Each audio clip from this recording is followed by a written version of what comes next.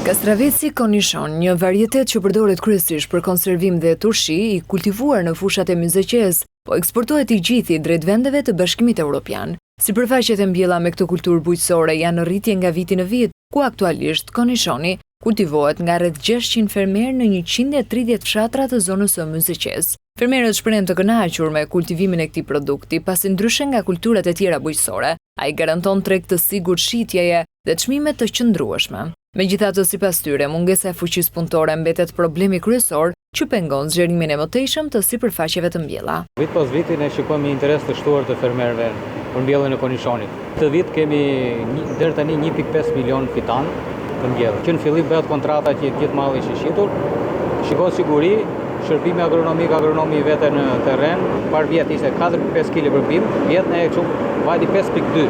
Detyrohemi që mbjellim nga këja, se tute ne s'ka garanci tregu. Sot domaten për shembull mund ta keshim me 200 lekë, nesër e ke 700 lekë. Ne jemi të kënaqur me çmimin.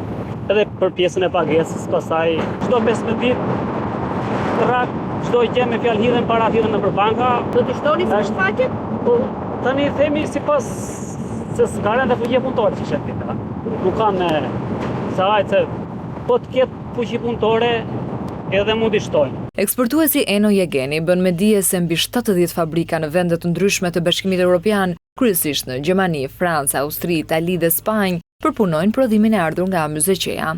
Sipas tij, kontratat me fermerët lidhen që në fillim të vitit, ndërsa kompania eksportuese siguron edhe fidanët për kultivim. Jegeni thekson se Shqipëria është ndruar në një nga eksportueset kryesore të këtij produkti në rajon. Gjatë vitit 2025 janë eksportuar 6.300 ton kastravec Cornichon, ndërsa pritshmëritë për këtë vit janë që eksportet të arrijnë deri në 8.500 ton. Eksporti i Cornichonit ka 8 vite që kryhet nga kompania jonë. Ne kemi një eksport që është i destinuar për tregun e Bashkimit Evropian.